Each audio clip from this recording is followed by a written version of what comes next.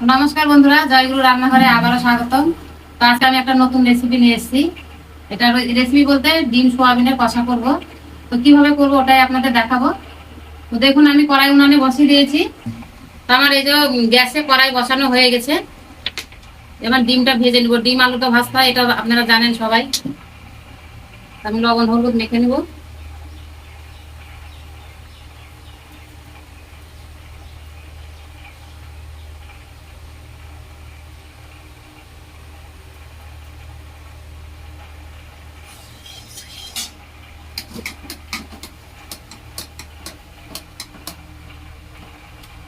আমার তেল গরম হয়ে গেছে।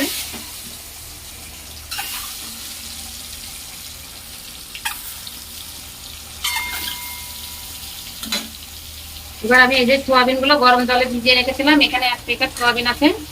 এটা ফরসন সোয়াবিন। সোয়াবিন গুলো খুবই সুন্দর।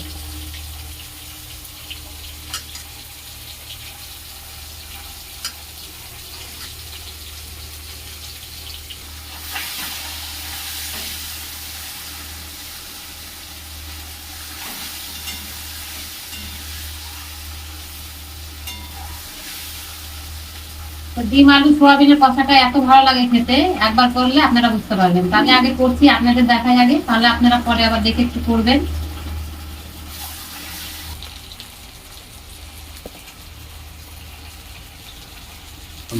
আমার ডিমটা ভাজা হয়ে গেছে, এবার আমি ডিমগুলো উঠিয়ে নেবো।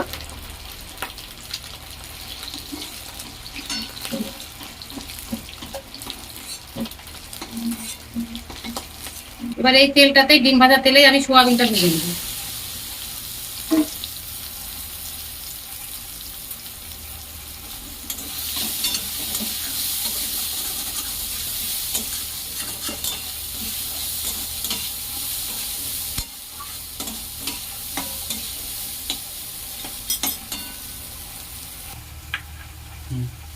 আমি এখানে জিরা, ধনা আর এই যে শুকনো লঙ্কা নিয়েছি কটা কালারের জন্য। আর এর মধ্যে আছে চন্দনী। তো ডিম আর সোয়াবিন কষাতে চন্দনীটা দিলে খুব ভালো লাগে খেতে। তো আপনারা চাইলে দিবেন, না চাইলে না দিবেন, সেটা বড় কথা না। আর আমি এই যে কাঁচা লঙ্কা দিব কিছুটা।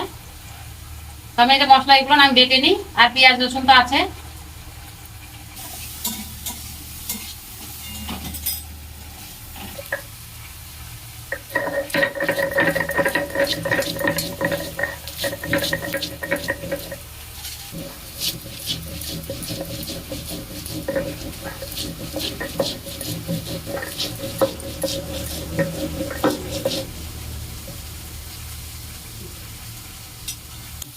সোয়াবিনটা আমার লাল লাল করে দেখেন ভেজে নিয়েছি।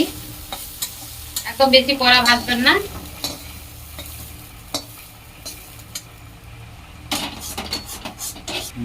তো বন্ধুরা, আমার কড়াইটা গরম হয়ে গেছে। একটু আমি তেলটা, মানে কড়াইটা তাপিয়ে দিলাম এই কারণে, এগুলো সেদ্ধ আলু ভাজবো তো, সেই জন্য, নাহলে ধরে যাবে।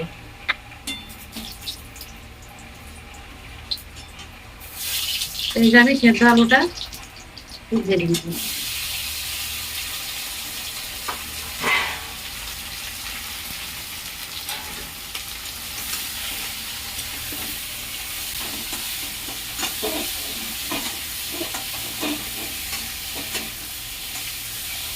তো বন্ধুরা, এই যে আমার সেদ্ধ আলুটাও লাল লাল করে ভেজে নিয়েছি।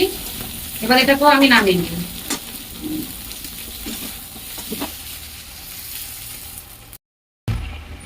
এই কড়াইতেই আমি এবার তেল দেখবো।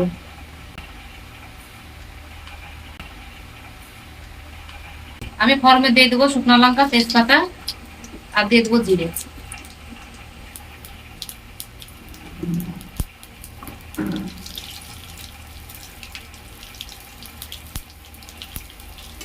এবার দিয়ে দেবো আমি সামান্য একটু হিং।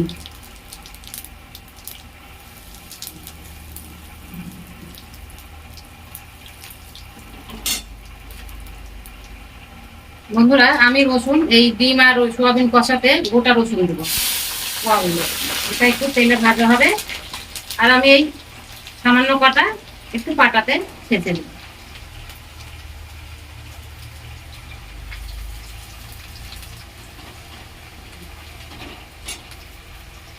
এর সঙ্গে আমি পেঁয়াজটাও ভেজে নেব।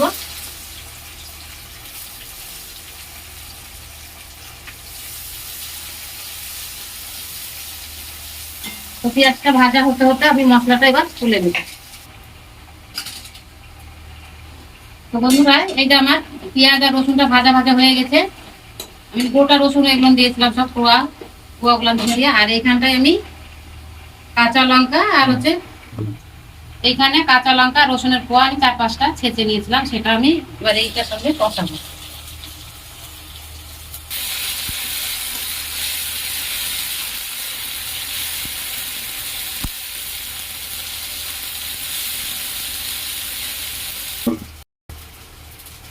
এবার আমি এই মশলাটাই আবার টমেটোটা দিয়েও কষিয়ে নিব একসঙ্গে।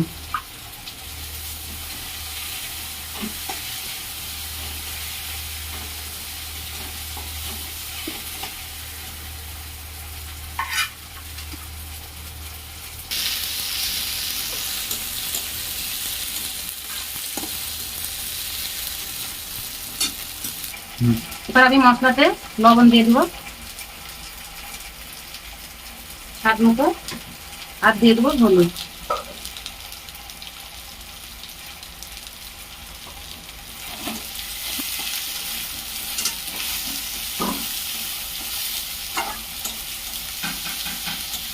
তো আমার সবকিছু তেলে ভাজার জন্য আমি এই মশলাতে একটু তেলটা কম দিয়েছি।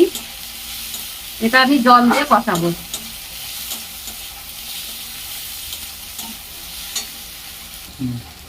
আমি অল্প অল্প জল দিয়ে কষাবো, এটা মশলারই জল আছে।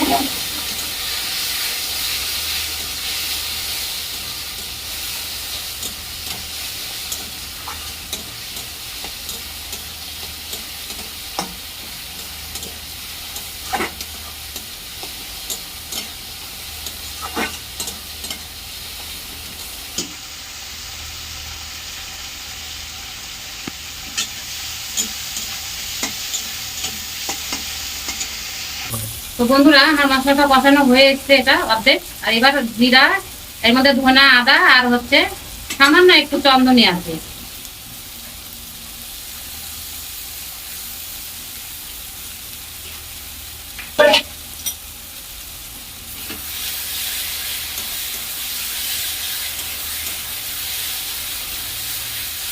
সেইটাকেও আমি এবার ভালো করে কষাবো।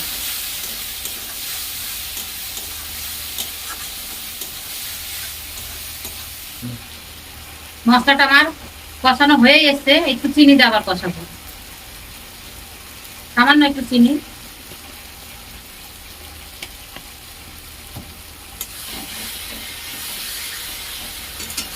বন্ধুরা দেখুন আমার মশলাটা কত সুন্দর কষানো হয়ে যাচ্ছে। এইখানে আমি উষ্ণ জল বসিয়ে দিয়েছি গরম, কারণ আমার সবকিছু ভাজা আছে, আমার ঠান্ডা জল দেওয়া যাবে না, আমি গরমই দিব। আমার মশলাটা কষানো হয়ে গেছে, ভাজা আলুটা দিয়ে আবার নাড়াচাড়া করে দেবো।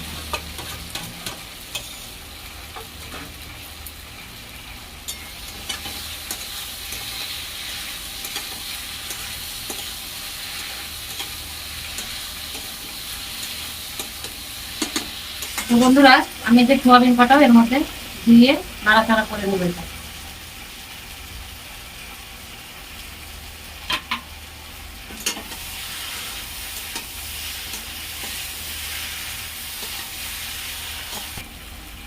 আমার এই যে কষানো হয়ে গেছে সোয়াবিন আলুটা, এবার আমি এই যে জলটা দিয়ে দেবো।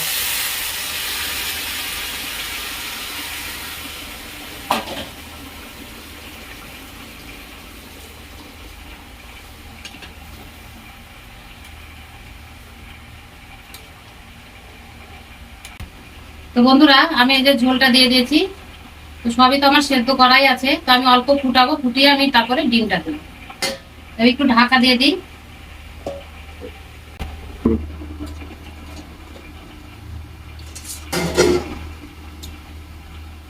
বন্ধুরা আমার এই যে ঝোলটা ফুটে এসছে, এবার আমি ডিমগুলো দিই।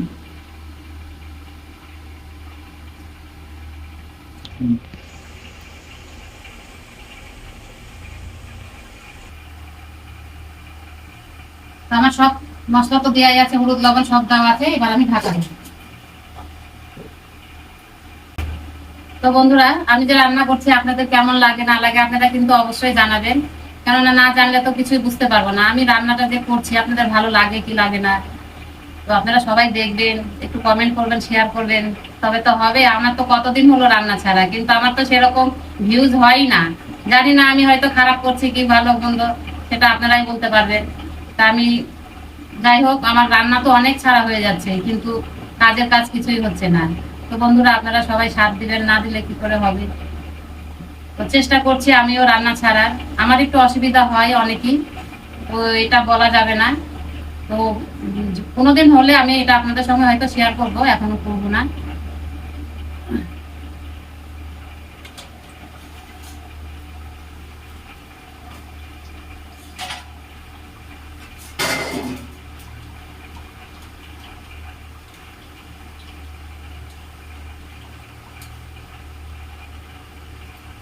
আর একটা জিনিস, আমি রান্না করি ঠিকই, কিন্তু এগুলো সব আমার নিজেদের মানে শিখা রান্না।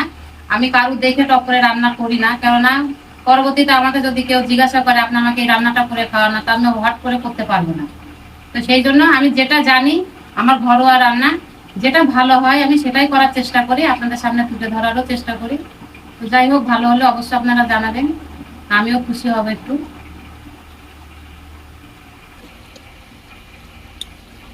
তো দেখুন, আমার এই যে সোয়াবিন আর ডিমের কষাটা হয়েছে। সোয়াবিন তো থাকলে জানেনি, এটা ঝোলটা যদি অল্প কিছু রাখি তাহলে মানে গাঢ় হয়ে যাবে লাস্টের দিকে। মানে বেশি গাঢ় হবে না, আবার বেশি মানে পাতলাও হবে না। তো আমি সেই আন্দাজে ঝোলটা রাখবো। আর আপনারা এটা তো রুটির সঙ্গেও খেতে পারবেন, ভাতের সঙ্গেও খেতে পারবেন, মানে সবকিছুতেই খাওয়া যাবে। আর এত ভালো লাগে এটা, মানে আমি করি খুব কম, মানে এটা সবাই ছেলে পেলে মানে পছন্দ করে বেশি। আর দিয়ে দেবো একটু সানলাইট গরম মশলা। তো বন্ধুরা, সেন্ট তো দারুণ ছুটে গেছে, অবশ্য খেতেও ভালো হবে হবে হয়তো। তো আমি আবার এটা একটু ঢাকা দিয়ে দেবো, দিয়ে নামিয়ে একটু গ্যাসটা কম করে দিব। আপনারা চাইলে এর মধ্যে কস্তুরি মেথিটাও দিতে পারবেন, কারণ আমার আজকে নেই, ওই জন্য শেষ হয়ে গেছে, দিতে পারলাম না। ওটা দিলেও আরো একটু টেস্ট হয়।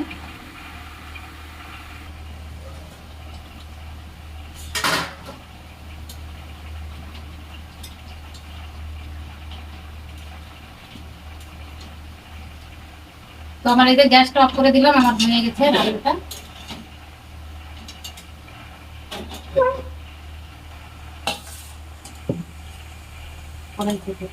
দেখুন বন্ধুরা, কালারটা কত সুন্দর হয়েছে। আমি কিন্তু 3টা কাঁচা লঙ্কা দিয়েছি, 3টা কি 4টা দিয়েছি, যাই হোক আমার মানে এটাই খেয়াল আছে। আর কাঁচা লঙ্কার কিন্তু তরকারি দেখেন, আমি কিন্তু আর কিছু দিন, তাই কত সুন্দর কালার হয়েছে। এবার আমি এই যে বাটিতে ঢেলে নেব।